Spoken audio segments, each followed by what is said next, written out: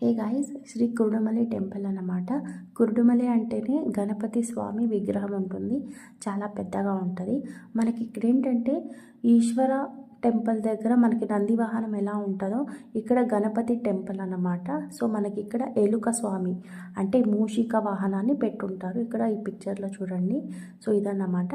Location అయితే వచ్చేసి ములుబాగల్లో ఉన్న ఒక ప్లేస్లో ఉంటుంది. కురుడుమలై అనేది ఒక ప్లేస్ అన్నమాట. ఎప్పుడైనా మీరు వస్తే టెంపుల్ని విజిట్ చేయండి.